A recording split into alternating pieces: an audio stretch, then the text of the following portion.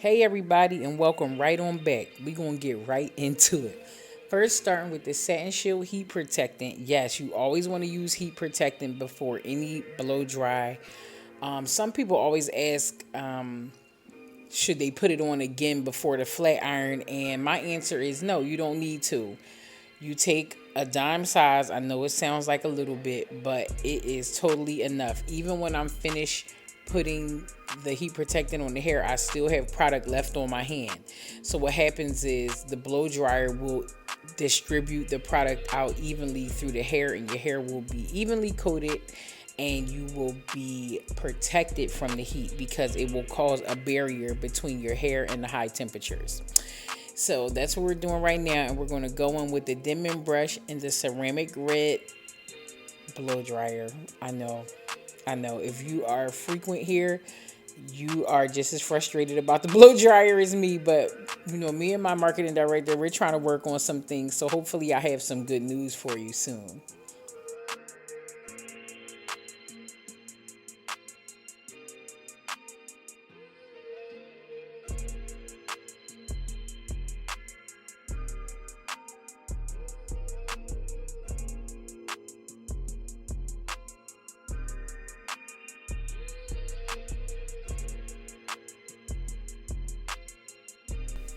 Now, from the products and her just having healthy hair, look at that shine.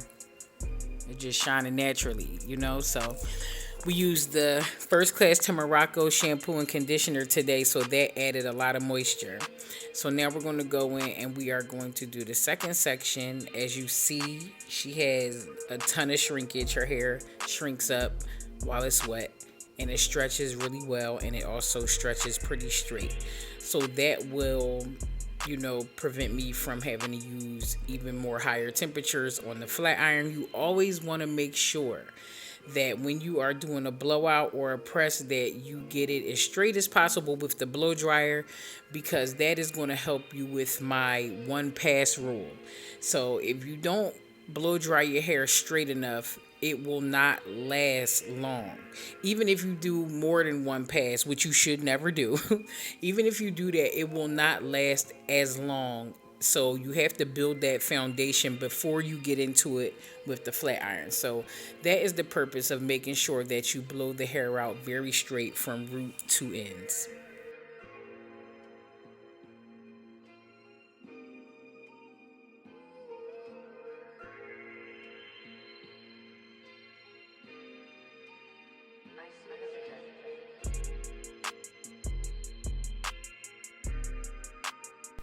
Okay, so looking good. I'm just going to blow dry the last section off camera, and then I'm going to come back and I'm going to show you exactly why we are here today.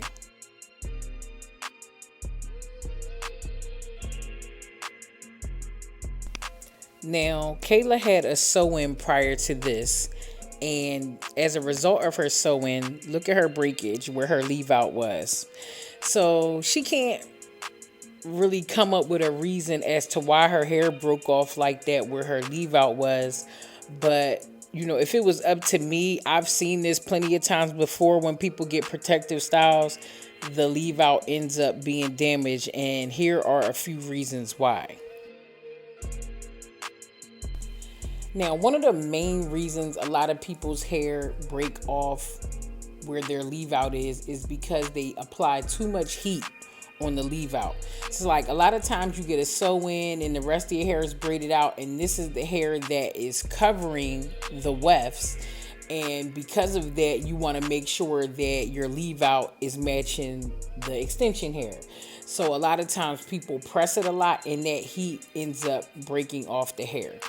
So that is one of the main reasons why that always happens. What I'm doing right now is I'm parting her hair. I'm just trying to come up with a way to part her hair so that her long hair covers her breakage. So I'm ending up putting the part on the right side of her head so that the weight of her bangs will just hover over top of the hair that's broken, and it'll just cover it while it takes its time and grows back.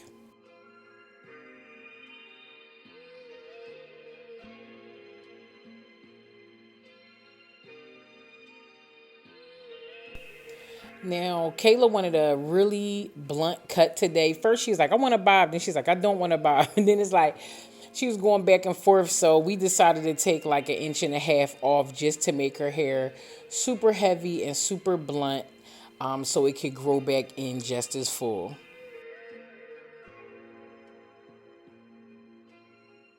Now, of course, I am using my shears from herstrandsofhair.com, and her shears will be back in stock really soon. I see a lot of you guys asking, so they will be back shortly.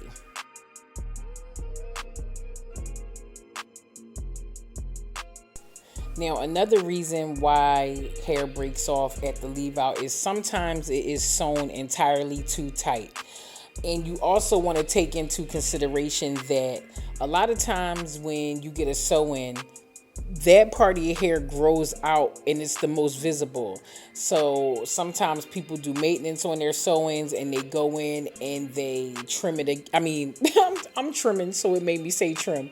They go in and they tighten it again. So sometimes if it's sewn too tight or during the maintenance, if you just pull too hard, it's just too much tension on the hair and it ends up breaking it off as well.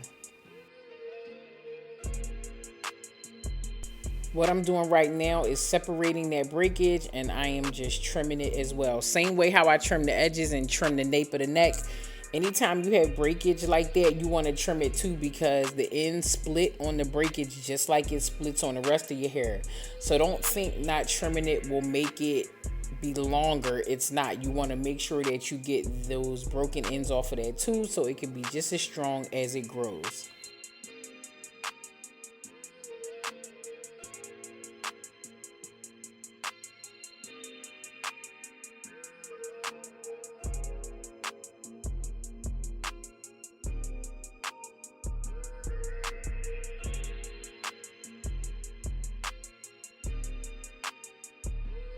So see how heavy her hair is looking now. I love when people just want a nice heavy cut. I love chunky hair. It's not mandatory, but it looks pretty amazing. And even when your hair is fine or thin, it just gives it that look of heaviness and more weight.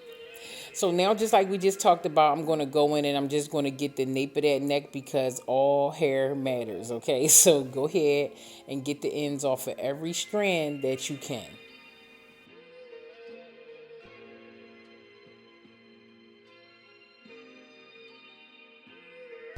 So going in with my 22 titanium iron, I am going to just bump the ends. Remember that back in the day, we'd be like, I need to bump my hair, or remember when we used to call flat irons bumpers? I know some people probably still do, but I haven't said bumpers in years. They used to be super big. I had the golden hot ones with the gold plate, and they were like super wide, like 2 or 3 inches wide. So I'm just going in with my flat irons, and I am going to bump the ends and give her just a little curve on her hair. I'm also doing it on the temperature of 410 because I want to leave it a little fuller and leave a little texture in it, since we're going for the heavy look today, and her hair is pretty full anyway. It's nice, it's heavy, it's coarse, and I just wanted to see if I could, just like with my video with my best friend's mom, I wanted to see if I could make it look a lot fuller just by using a little less heat, and also with bigger sections too.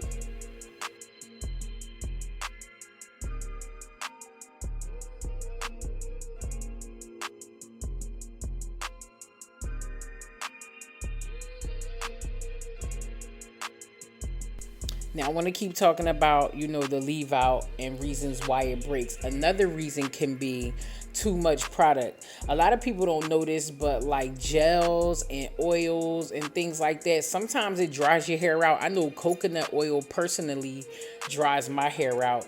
Gel for sure makes my hair crunchy and dries it out, and I notice it breaking off. So I try not to use it as often as I would like to, especially like when I'm like slicking my hair back. Sometimes too much product can be too much on the hair and break it off as well.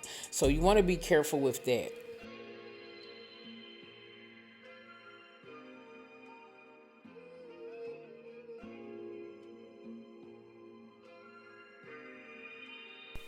know we talk about this a lot, but try your best to always do one pass on every section of hair. So it's like I explain it to people, like, let's just say we're doing it on the temperature of 410, right? And if we do two passes, then basically that's 820. You know what I'm saying? That's 820 degrees that you just apply to your hair. And it's like, a lot of people get heat damage on their curls, or their hair start breaking or dry out, and it's literally because it's too much damage from the heat. So you don't want to use that much heat. You just want to do one pass when you're doing straight styles to keep your hair as healthy as possible and save the integrity of your natural curl pattern.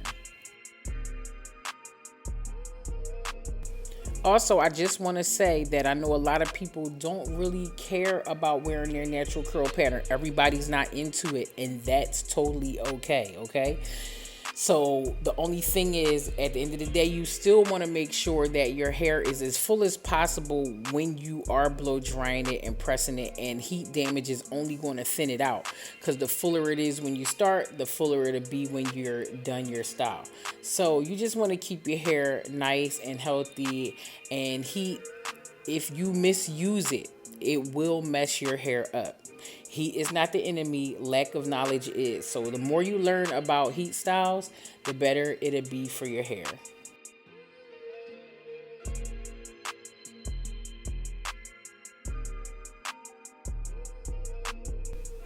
Now, another reason why your hair could break off during a leave out is that you might have just simply cut it by mistake.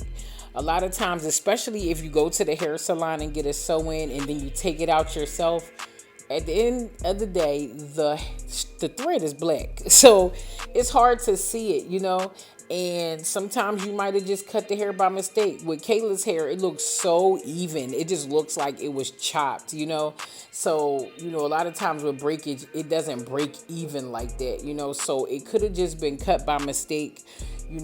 So you had to be careful when you're cutting it. A lot of times I tell people to just either go back to the salon and have them take it out and just pay the fee, or have a friend that knows what they're doing do it, because you just don't want to risk cutting your hair. So, and it happens a lot, especially in the back. I've seen a lot of clients coming like, I cut my hair by mistake when I was taking my hair out. And it's like, it happens. So the only problem is when it happens, see Kayla's hair, it broke in the worst possible place. It's just right in the front. So it's like annoying. In the back, it's so much easier to conceal. But when it's in the front, you got to do a little more to make sure nobody sees it. So that's another reason why it could have broke off.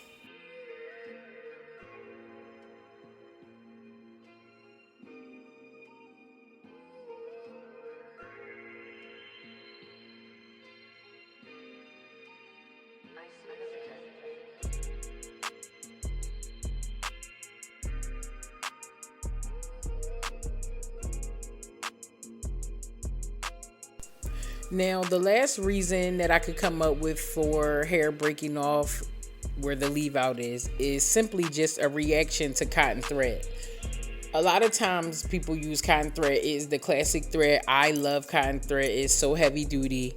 But for some people, it doesn't work. Just like with a cotton scarf that dries out your hair, I always say wear a silk or satin scarf because cotton pulls the oil out.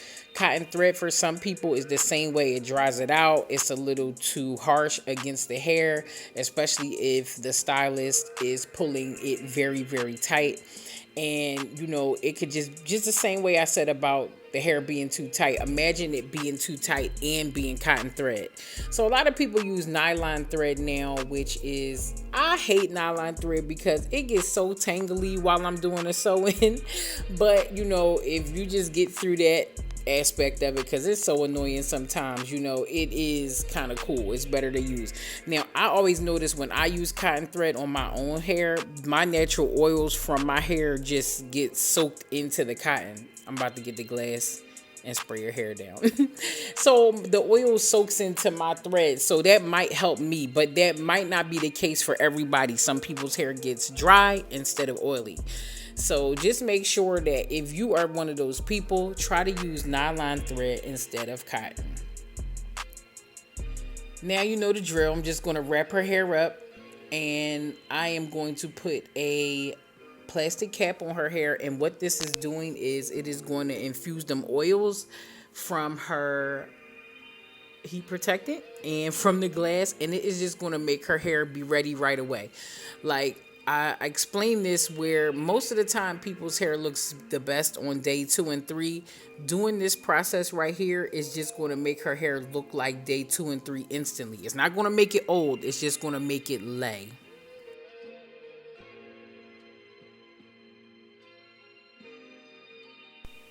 If you have ever had a protective style and your leave out broke off, tell me in the comments why it happened. Let's talk about it so we can raise awareness so that people can make sure that they avoid these things, so that a protective style can be just that, protective.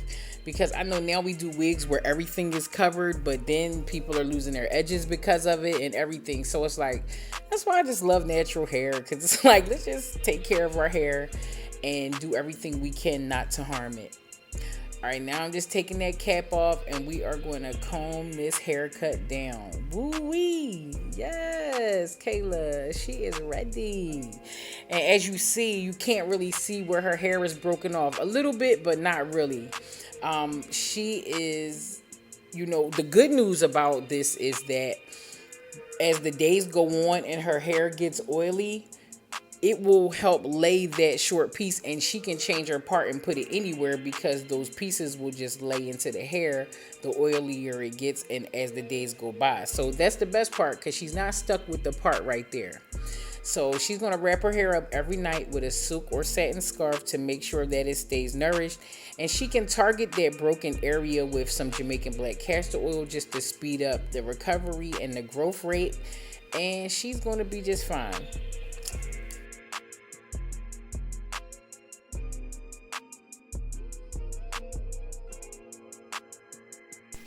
As always, I just want to thank you guys for tuning in to Deeper Than Hair TV, and I will see you next time.